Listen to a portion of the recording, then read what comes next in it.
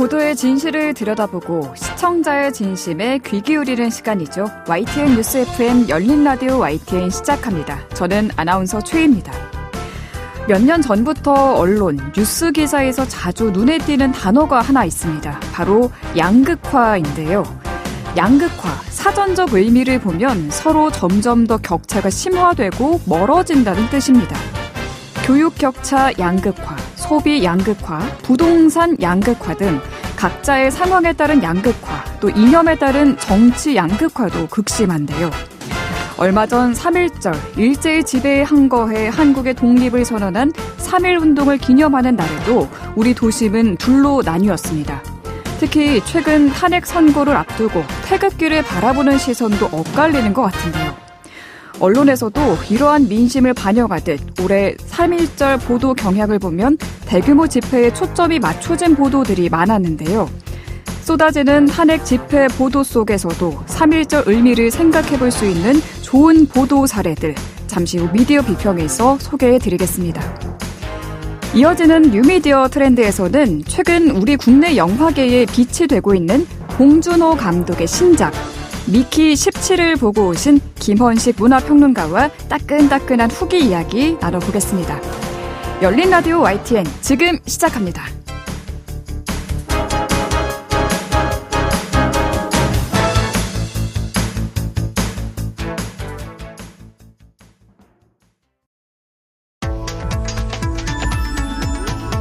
미디어가 전하는 이슈에 대한 다양한 분석과 팩트체크까지 바로 보고 뒤집어 보고 꼭꼭 씹어보기 위한 미디어 비평 프로그램 열린 라디오 YTN.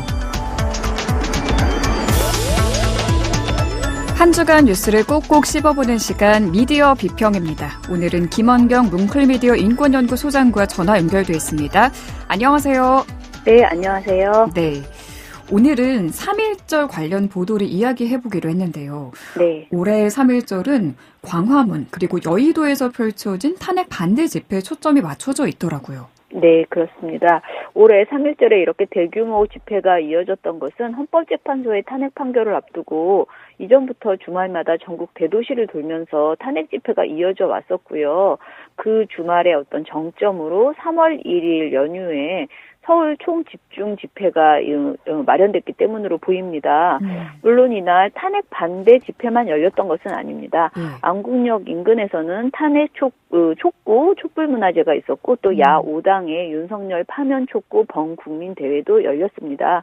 3.1절에 대해서 다시 한번 생각해 보려고 주제를 이렇게 정해봤습니다. 네, 누구나 다 아는 이야기이겠지만 먼저 우리가 3.1절의 의미에 대해서 이야기를 해보는 게 좋을 것 같아요. 네. 3.1절이 어떤 날인지는 사실 초등학생들도 다 알 거라고 생각합니다. 네. 그래서 이제 방송에서는 이런 이야기를 거의 하지 않아요.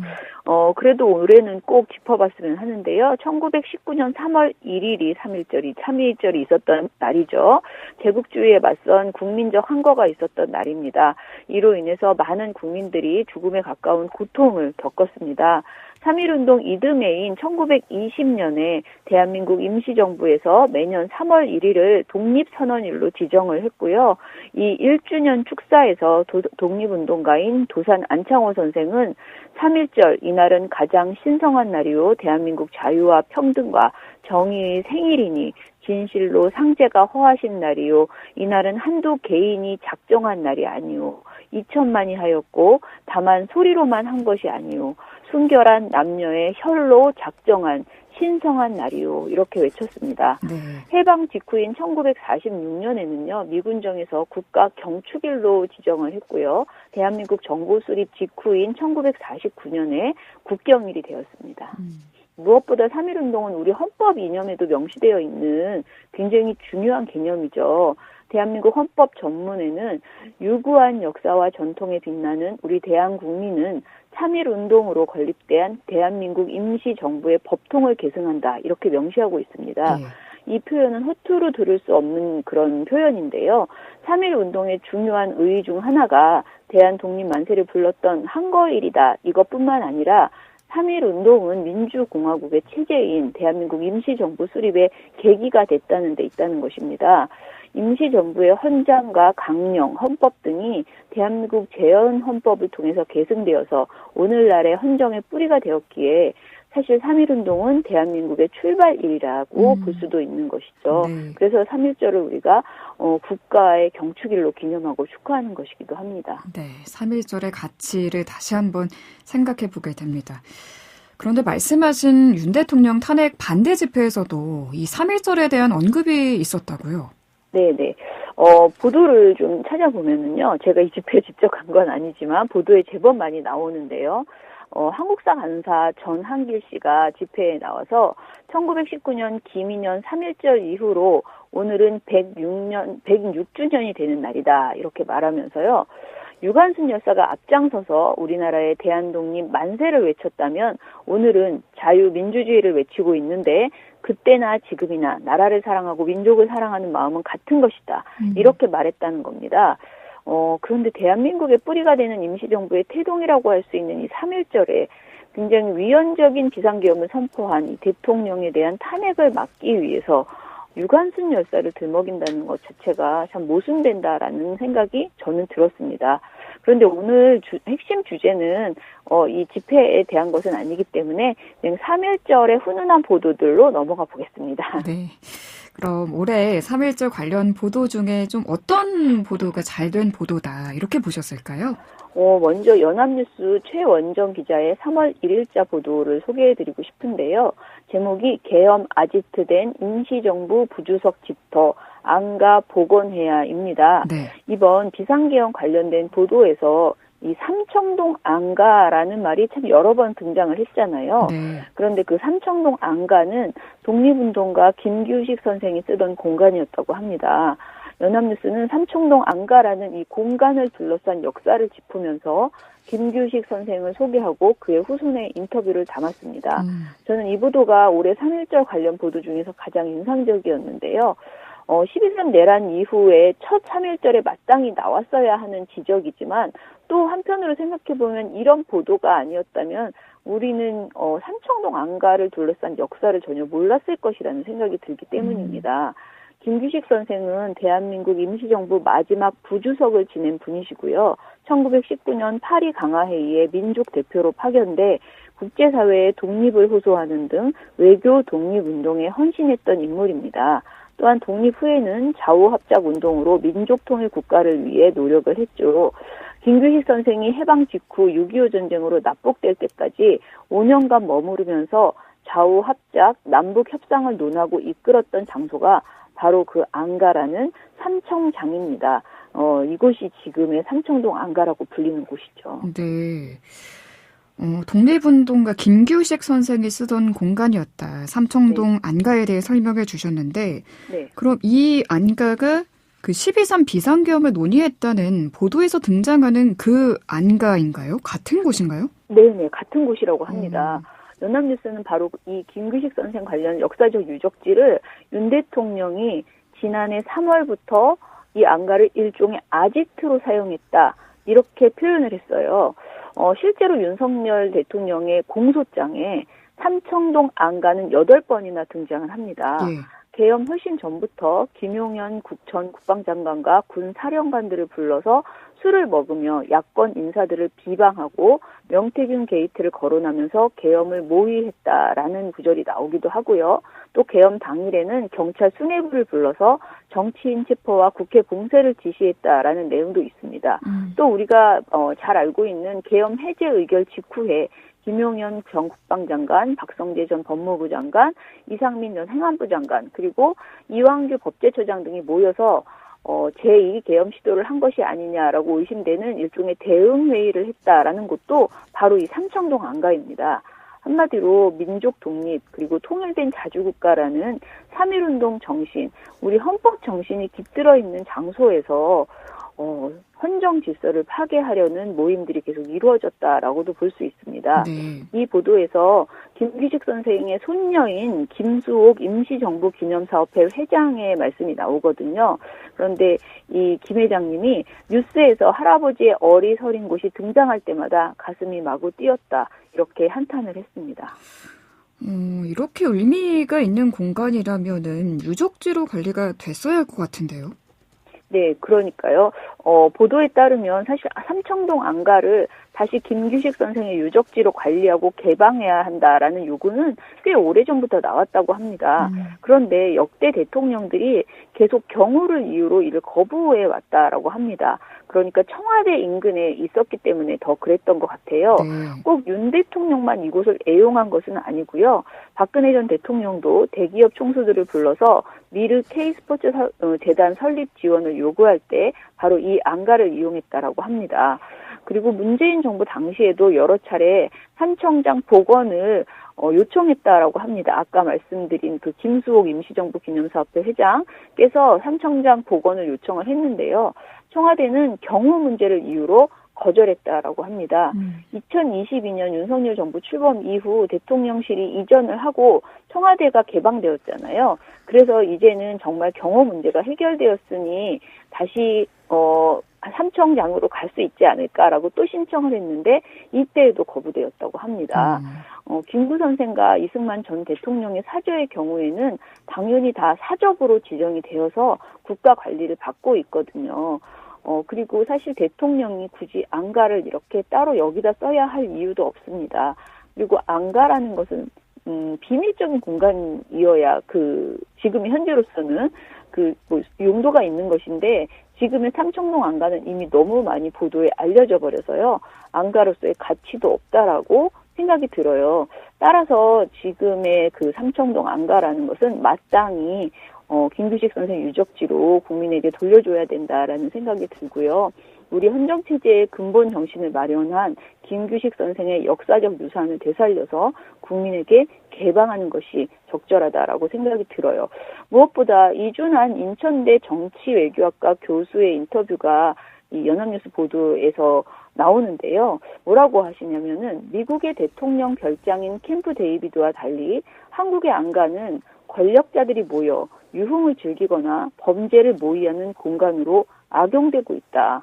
밀실 정치의 용도와 절연하는 의미에서 해방정국의 정치 지도자를 기리는 공간으로 복원할 필요가 있다라고 제언을 했습니다. 네. 밀실 정치의 용도와 절연하자라는 이준한 교수 말씀이 참 인상적입니다. 사실 각 언론사마다 매해 의미 있는 기념일을 맞아 어떤 단독 보도로 그 의미를 더 부각을 할지 많이 고민합니다. 그런데 네. 올 3.1절에는 아무래도 탄핵을 둘러싼 찬반 집회가 많이 부각됐다는 점에서 아쉬움을 느끼셔서 오늘 이런 내용을 전해주신 걸로 보입니다.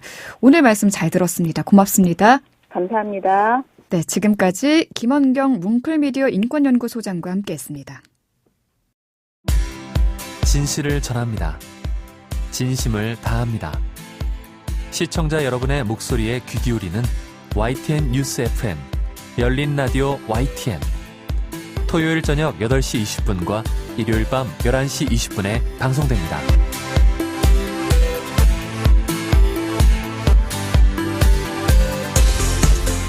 이번에는 YTN 라디오 프로그램들을 모니터링하고 평가해 보겠습니다. 오늘은 박채린 시청자 평가원과 전화 연결돼 있습니다. 안녕하세요. 네, 안녕하세요. 네, 이번 주에는 어떤 프로그램 모니터링 하셨나요? 네, 이번 주에는 평일 오후 5시부터 7시까지 방송하는 신율의 뉴스 전문 승부를 들었습니다. 모니터링 기간은 6월 17일부터 28일까지 총 2주간입니다. 네, 신율의 뉴스 정면 승부 어떤 내용부터 짚어볼까요? 네, 먼저 진행자의 대질문이 부족하다는 점을 짚고 싶은데요. 시사 프로그램이 다양한 주장을 듣기 위해서 활용하는 기본적인 방법은 두 가지 정도로 보입니다. 첫째가 상반되는 주장을 하는 두 사람을 같은 코너에서 토론 형식으로 인터뷰를 하는 것이고, 또 둘째는 두 출연자를 각각 따로 인터뷰하는 경우인데요. 예. 각각 따로 인터뷰를 하는 경우에는 진행자의 역할이 더욱 중요해집니다. 출연자와 상반되는 입장에서 적극적으로 재질문을 해서 다양한 의견이 나올 수 있도록 해야 하기 때문인데요. 그런데 이번 모니터 기간 동안 진행자의 이러한 역할이 아쉬웠던 순간이 몇 차례 있었습니다. 지난 2월 18일에는 두 개의 정면 인터뷰 코너가 차례로 편성이 됐습니다.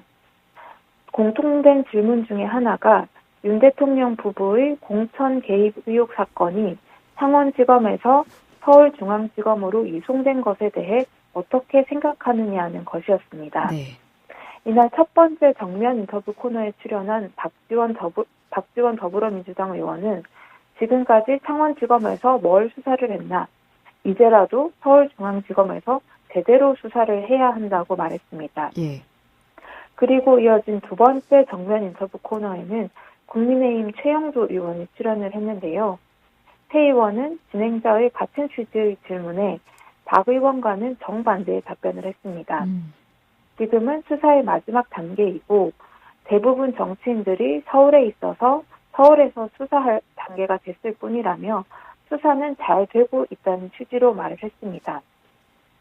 창원지검의 수사에 대해서 전혀 다른 주장을 차례로 듣다 보니 누구의 말을 더 신뢰할 수 있는지 의견이 더 궁금했는데요. 네. 그런데 진행자는 양측 모두에게 재질문을 하지 않았습니다.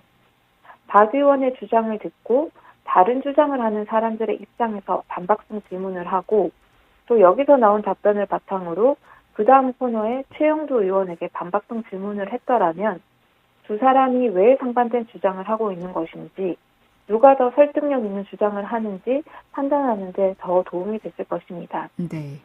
서로 다른 주장이 나올 가능성이 있거나 다른 주장이 잇따라 나온다면 반박성 질문을 적극적으로 진행자가 해서 판단할 근거를 충분히 청취자에게 전달해주면 좋겠습니다. 네. 요즘 탄핵 정국인 만큼 관련 소식들이 쏟아져 나오고 있는데 이럴 때일수록 진행자의 역할이 중요할 것 같은데 어땠습니까? 네, 맞습니다. 특히 탄핵 심판 관련 뉴스가 늘어나면서 개인의 주장을 일방적으로 전달하고 확산하는 역할에 그치는 보도도 많은데요.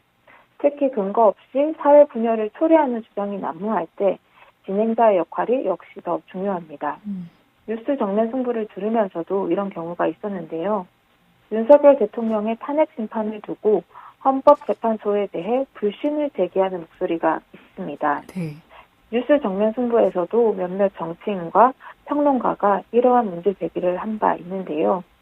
사실 확인이 필요한 경우가 있었지만 이런 주장을 검증하지 않은 채 전달하기만 하는 확성기 역할을 하기도 했습니다. 지난 2월 19일 정면 인터뷰 코너가 대표적인 예입니다. 예. 이날 정면 인터뷰 코너에는 김재원 전 국민의힘 최고위원이 출연했는데요. 이날 김 전 의원은 헌재가 불법 행위를 한다고 볼 수밖에 없다고 주장했습니다. 그 이유는 헌재가 탄핵 심판 과정은 형사소송법을 준용해야 하지만 이를 헌재가 지키지 않고 있기 때문이라고 했습니다. 그런데 이 조항에는 예외가 있습니다. 헌법재판의 성질에 반하지 아니하는 한도에서 형사소송법을 준용하도록 예외 규정을 두고 있는 건데요. 네. 이러한 예외는 전혀 고려하지 않은 채 형사소송법을 준용하지 않고 있으니 무조건 불법 행위라고 단정하는 것은 좀 무리한 주장이라고 볼 수 있습니다. 다른 곳도 아닌 우리나라 최고의 사법기관이 불법 행위를 저지르고 있다는 주장을 할 때 보다 신중할 필요가 있습니다. 이때도 진행자는 반박성 질문을 하지 않았고 또 예외 규정이 있다는 점도 설명하지 않았습니다. 네. 일방적 주장이 나오고 있는 상황에서 청취자는 헌재가 불법을 행하고 있다고 생각할 가능성이 높습니다. 최대한 사실에 가까운 정보를 전달하려는 노력 없이 헌재의 불신을 증폭시킬 만한 주장에 그저 마이크를 대어주기만 한 역할을 하는 것 같아서 아쉬움이 컸습니다. 네, 오늘 말씀 여기까지 듣겠습니다. 고맙습니다. 네, 감사합니다. 네, 지금까지 박채린 시청자 평가원이었습니다. 열린 라디오 YTN에서는 시청자 여러분의 목소리를 듣습니다. 참여 신청과 의견은 유료 문자 샵 0945, 우물정 0945나 YTN 라디오 프로그램 열린 라디오 YTN 게시판을 통해 남겨주세요.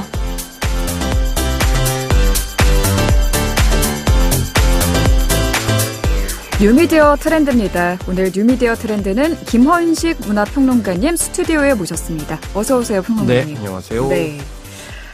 드디어 이 대작이 영화계에 개봉을 했습니다. 우리나라에서도 개봉을 했고 지금 해외에서도 개봉을 했죠. 이제 우리나라에서는 2월 28일 날 개봉을 했고요. 네. 북미에서는 이제 주말에 개봉을 하는 그렇군요. 그런 일정을 밝혔습니다. 네. 봉준호 감독의 기생충 이후 5년 만에 신작인데요. 평론가님 보셨다고요? 네. 어떻게 보셨어요? 봤습니다. 2월 28일 네. 첫 타임을 봤는데요. 네. 그래서 좀 알려진 바와는 좀 다른 점이 있어가지고 약간 봉준호 감독에 대해서 다시 본 면이 있고요. 그래서 처음에는 약간 설명을 굉장히 많은데 나중에는 반전도 있고 또 메시지도 있어서 뭐 봉준호 감독답다라는 생각이 들었고 특히 복제인간의 사랑 이야기가 나와서 좀 봉준호 감독을 새롭게 봤습니다. 러브 스토리도 들어갔어요? 네. 그렇군요. 저는 아직 못 봤는데 너무 보고 싶어요. 네. 재밌게 보신 거죠? 근데 대체적으로 주변에 보니까 네. 젊은 세대일수록 좋게 이제 평가하는 것을 볼 수가 있어서 네.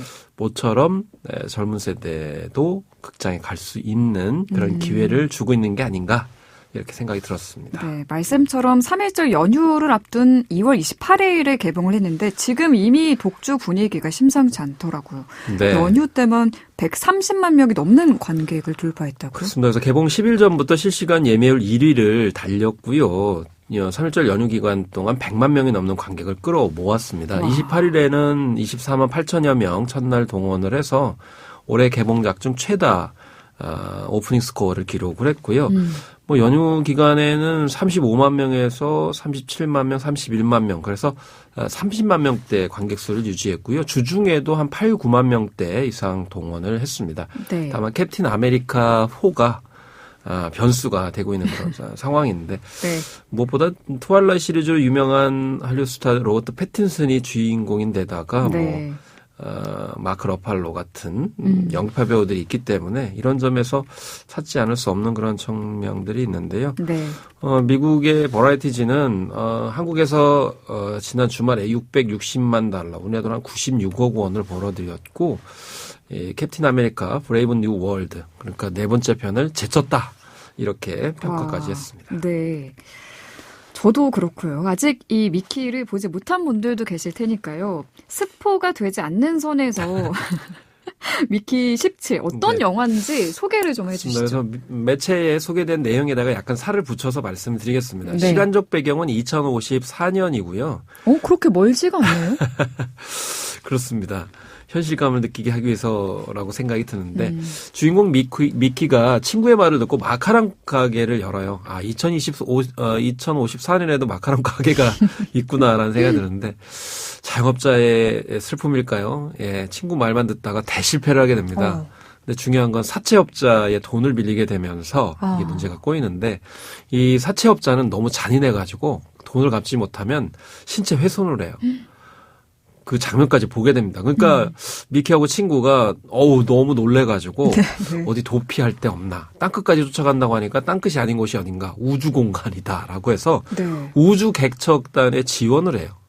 근데 남들이 잘 가지 않는 직종에 가려고 하다 보니까 익스펜더블이라고 하는 그런 직종에 지원합니다. 접수 직원도 놀래요. 아니 왜 거기에 그 직종에 하려고 하느냐라고 하는 거거든요. 네. 익스펜더블은 소모품이란 뜻인데 네. 위험한 일에 투입이 되면 특히 외계 공간 같은 경우 바이러스에 감염이 될 수 있는 거고 사고를 당할 확률도 높잖아요. 네. 그러면 죽게 되면 최악의 경우에 다시 또 복제를 해가지고 대체를 해요. 그래서 원작은 원래 미키 7이거든요. 근데 영화 제목은 미키 17이에요. 네. 그러니까 17번 새로 복제가 되는 거예요. 그러니까 17 이게 죽은 횟수를 의미하는 건가요? 뭐 어떻게 보면 새로 태어난 횟수이기도 합니다. 근데 핵심은 17번째 미키가 죽은 줄 알고 네. 미키 18 그러니까 18번째 복제 인간을 만들어내요. 근데 미키 17번째 복제품은 안 죽었거든요. 두 사람이죠. 네. 맞닥뜨리게 돼요. 어떻게 되나요? 심지어 이 18번째 복제품 미키는 17번째를 제거해야 자기가 산다고 생각합니다. 자, 이 딜레마 상황에서 결론은 그래도 한 3분의 2는 해피엔딩이거든요. 그래요. 어떻게 될까요? 여기까지만 말씀드리겠습니다. 네, 로버트 패틴슨이 그래서 1인 2역 그렇죠. 이라는 게 1인 2역을 하는데 어색한 점이 거의 없습니다. 굉장히 기술적으로도 어려운 부분이라고 들었는데 또 그리고 이제 복제인간인데 두 엑스펜더블이 성격이 약간씩 달라요. 그러니까 1인 2역을 정말 완벽하게 해야 돼요. 18번째 미키는 굉장히 다혈질이고 거칠어요. 근데 17번째는 얌전하고 소심해요. 이 두 개를 왔다 갔다 하면서 하기 때문에 네. 패틴슨이 연기력도 상당히 있구나라는 거를 잘 보여주는 영화입니다. 그렇군요. 미키가 로버트 패틴슨 주인공 이름이고 네. 그러면은 봉준호 감독 영화들을 쭉 보면 봉준호 감독만의 메시지들이 꼭 담겨 있었던 것 같거든요. 이번 작품 미키 17에서는 봉 감독이 말하고자 하는 메시지는 어떤 거였을까요? 근데 기시감이 들기는 해요. 예를 들면 위기 상황에 몰려가지고 탈출하려고 가까스로 이제 우주선에 탑승하는 거는 어떻게 보면 설국열차를 떠올리게 하기도 하고요. 또 한편으로는 그 옥자를 떠올리게 한다는 이제 평가가 많은데 그 이유는 외계 생명체를 맞닥뜨리게 되기 때문이기도 합니다. 그런 점에서 2054년에 자영업자가 사채빚에 쫓겨가지고 어쩔 수 없이 죽음에 내몰리게 된다는 내용인데 네. 그런 점들이 항상 봉준호 감독이 사회적 메시지를 이제 다루는 점 그리고 약간의 어떤 자본주의 위험성을 경고하는 내용은 여전하고요. 그다음에 이제 블랙 코미디적인 요소가 있거든요. 근데 블랙 코미디적인 요소가 어떤 거냐면 그 17번째, 18번째까지 복제인간이 이제 합성이 돼서 프린팅 된다고 표현하는데 네. 언제든 죽으면 언제든지 복제를 해가지고 탄생시키잖아요, 클론을. 그러니까 복제돼서 3D 프린팅해서 나오는데 그 주변 연구원이나 직원들은 음식도 맛있게 먹고 게임도 하고 즐겁게 놀아요. 전혀 개의치 않은. 전혀 개의치 않죠. 네. 어차피 복제할 수 있을 거니까. 근데 간과한 점은 뭐냐면 죽음이 반복될수록 두려움을 느끼는 거예요. 왜냐하면 기억이 계속 이제 주입이 되거든요. 기억은 남아있는 17번 건가요? 죽은 건 계속 남아있어요. 그러니까 그게 반복되다 보니까 나중에 죽음에 대한 공포와 두려움이 있는데 정작 그 주변 사람들은 언제든지 뭐 다시 복제하면 되지라고 해서 하하호호 거린단 말이죠. 거기서 약간 블랙 코미디적인 요소가 있어요. 그래서 복제인간 시대가 축복이라고 생각을 하지만 오히려 네. 그렇지 않을 수 있다 이런 점이고요. 그다음에 마크 러팔로가 트럼프와 많이 닮았다 이런 얘기를 많이 하거든요. 모든 관계를 다 이익 중심으로 생각을 하고 뭐 심지어는 외계 생명체가 이제 다문화적인 요소인데 이민자에 대한 어떤 적대적인 어떤 태도 이런 것들을 보여준단 말이죠. 그래서 제가 봤을 때는 이런 것 같아요. 우주 개발 시대가 지금 한창이지 않습니까? 네. 그래서 우주 공간에 지금 나가려고 하는데 현실의 지금 문제를 해결하지 않으면 우주 개발 시대가 돼도 그 모순은 반복될 수 있다라는 내용을 아마 봉준호 감독이 보여주는 것 같고요. 특히 무한복제를 한다 하더라도 인간을 도구화하는 것은 절대적이지 않다. 그리고 옥자 비스무리한 외계 생명체가 등장하는데 네. 생태학적인 어떤 화해, 협력 그리고 좀 더 나은 세상을 위해서는 민주적 가치를 통해서 이끌어내야 된다라는 점을 이야기하는 것 같아요. 그래서 최근에 봉준호 감독이 또 비상계엄 사태에 관련돼서 이제 발언을 한 것을 생각했을 때는 네. 어떤 가치관이 있을지 이제 충분히 짐작할 수 있겠습니다. 네. 봉준호는 하나의 장르다 이런 이야기도 많이 하잖아요. 이번 미키 17에서 봉준호스럽다라고 느낀 어떤 포인트가 있으셨을까요? 네, 일단은 제가 봤을 때는 우울한 디스토피아 미래거든요. 사채업자가 여전히 등장을 하고 끝까지 쫓아가가지고 가만두지 않은 상황 속에서 가난한 청년들은 어떻게 해야 되느냐라는 생각이 드는데요. 그럼에도 불구하고 희망을 찾으려 한다는 점에서 봤을 때 네. 설국열차의 우주적 확장이다 이렇게 표현할 수 있을 것 같아요. 설국열차에서도 결국 그 굉장히 어떤 시스템이 갇혀 있었고 또 외부는 이제 빙하의 그런 이제 황폐한 그런 공간이었는데 마지막에 설국열차를 전복시키고 자유로 돌아가는데 거기 생명체가 있었잖아요. 그래서 우주 공간을 가는데 거기에서도 우주 생명체와 이제 좋은 관계를 통해서 뭔가 희망을 꿈꾼다는 점에서 봤을 때는 좀 봉준호스럽다라는 거죠. 되게 우주 공간을 그리는 SF 영화들 같은 경우는 참 우울하게 그린다거나 그리고 제가 봤을 때는 그 이제 약간 희망이 없는 약간 절망적인 그런 내용을 다루게 되는데 그것과는 좀 다르다라는 생각이 들고요. 그렇군요. 이건 좀 약간 번외의 얘기인데요. 네. 장신의 미남 배우 패틴슨을 이렇게 지질하게 그릴 수 있는가라는 생각이 들어서 이게 영화 마더의 원빈 기시감이 들더라고요. 나중에 아저씨로 굉장히 화려하게 인기를 네. 끌게 되면서 원빈 씨한테 사과를 하거든요, 나중에. 근데 패티슨은 물론 이제 트와일라이트 시리즈에서 엄청 미남 배우로 나왔잖아요. 네, 여성 팬들도 굉장히 많은데 네, 등장을 했었는데 그런 배우를 이렇게까지 그릴 수 있나? 이런 생각이 들지만 오히려 뭐 패틴슨의 인간적인 면모를 봤다라고 생각할 수 있을 정도로 네. 그런 점에서는 봉준호스럽다 이런 생각이 들고요. 네. 다만 로맨스 이야기를 등장을 시키고 그 시대에도 사랑의 힘이 있구나라는 거를 이야기하는 점에서 봤을 때는 봉준호 감독이 이렇게 사랑에 대해서 강조할 줄은 미처 몰랐다라는 점에서 좀 다른 점이 있었습니다. 그렇군요. 사채업자와 또 SF 인간 복제 어떤 이런 것들이 좀 굉장히 어울리지 않는 어떤 네. 그런 느낌이거든요. 네. 굉장히 기대가 더 되는 그런 부분인 것 같습니다. 봉준호 감독의 첫 할리우드 영화거든요. 해외 반응도 궁금해요. 해외 반응 같은 경우는 일단 혹평과 호평이 있을 수 있는데 호평이 일단 좀 더 많은 그런 상황입니다. 로튼토마토에서는 신선도 지수가 최근에 100% 중에 86% 정도를 차지를 했는데요.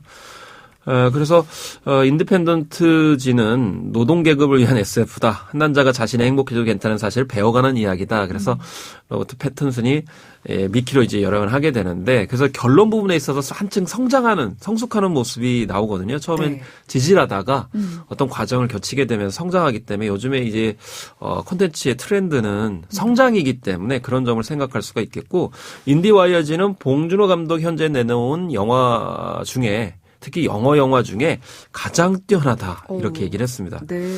그리고 봉준호가 얼마나 인간을 사랑하는지 보여주는 첫 번째 영화다 이렇게 얘기를 하기도 했고요. 뉴욕타임즈도 자본주의 아래 삶에 대해서 재미있고 슬픈 고찰을 예상 밖의 블록버스터로 만들었다. 새로운 장르를 개척하고 있다. 이렇게 언급을 했고요. 또 로스앤젤레스 타임즈 같은 경우에는 새로운 시도를 했다라면서 오리지널 SF 영화가 좀 더 희귀해지는 시대에 장르를 넘나드는 신랄한 풍자적 시각을 과감히 도입한 작품이라고 평가했습니다. 그렇지만 뉴욕 포스트는 실망할 수도 있다 이렇게까지 얘기를 했고요. 네, 가디언지 같은 경우에도 초반과 후반부를 비교했을 때 후반부가 좀 힘이 빠진다 이런 얘기를 하기도 했습니다. 근데 저는 거꾸로 오히려 후반부가 더 낫다라는 생각도 했고 네. 그다음에 외신 중에는 초반에 좀 지루하다는 평가도 있었어요. 그 이유는 뭐냐면 앞에 상황 설명을 쭉 합니다. 한 3분의 1 정도는.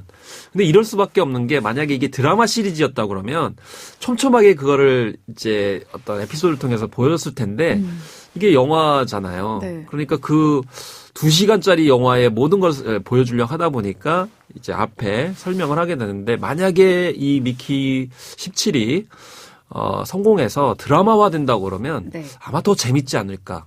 이렇게 생각을 해보기 때문에 요즘에는 영화로 성공하면 또 드라마화되는 경우가 있기 때문에 이 점도 기대를 해보겠습니다. 네. 그럼 1000만 영화는 어떡할까요? 가능할 거라고 보세요? 1000만 영화? 저는 1000만 영화는 글쎄요. 좀 힘들 수 있습니다. 왜냐하면 지금 비수기로 들어섰기 때문에 다 계약을 해가지고 그래서 1000만까지는 힘들지 않을까라는 생각이 들어요. 왜냐하면 서울의 봄이라든지 파묘 같은 경우는 이제 서울의 봄 같은 경우는 11월 달에 개봉을 해가지고 겨울까지 이어졌던 측면이 있고요. 파묘 같은 경우도 봄에 이제 개봉을 하긴 했습니다만 이게 여름까지 좀 이어진 측면이 있거든요. 근데 개봉 시기가 2월 달에 개봉을 해가지고 완전히 비수기에 걸려버렸어요. 그 비수기라는 게 그 말씀이시군요. 네, 그래서 비수기에 요즘에는 상관없이 다 흥행을 한다고는 하지만은 그래도 이 변수가 좀 있기 때문에 제가 이렇게 말씀드리는 이유는 굉장히 선전을 할 텐데 너무 1000만 영화 안 들었다고 그래가지고 실패한 영화로 규정하지 않았으면 좋겠고요. 무엇보다 저는 국내보다는 해외가 더 이제 기대가 되는데 미키 세븐틴이 원래는 4월 초에 부활절 주간에 이렇게 경기하려고 했는데 사전 프리테스트에서 좋은 평가를 받아서 한 달 정도 미리 앞당긴 거거든요. 그래서 이제 주말에 개봉하게 되는데 미국에서 예상 수입치가 한 4천만에서 4,500만 달러, 우리나라 580억에서 650억 원 정도 될 거라고 이렇게 얘기를 하더라고요. 17세 미만의 경우에는 보호자나 성인 보호자의 동반이 필요한 R등급인데 그럼에도 불구하고 세계적으로는 흥행할 가능성이 높다. 그래서 국내 시장보다는 해외에서 돈을 더 많이 벌고 또 저는 영화의 평가 기준이 이제는 1000만 돌파보다는 손익분기점이 중요하지 않나 생각이 드는데 할리우드 자본으로 드린 작품이기 때문에 그 걱정은 안 해도 될 것 같다라는 생각이 들고요. 앞으로 또 어쨌든 아카데미를 포함해서 해외 영화제 수상 이걸 더 이제 주목하고 싶습니다. 네, 오늘 말씀 여기까지 듣겠습니다. 감사합니다. 네, 감사합니다. 네, 지금까지 김원식 문화평론가였습니다. 열린 라디오 YTN 오늘 순서 여기서 마무리합니다. 저희 프로그램은 YTN 라디오 홈페이지와 YTN 라디오 앱, 또 유튜브와 팟빵을 통해서도 다시 들으실 수 있습니다. 오늘 끝곡은 토니 바질의 미키 준비했고요. 저는 다음 주 이 시간에 다시 돌아오겠습니다. 아나운서 최희였습니다. 고맙습니다.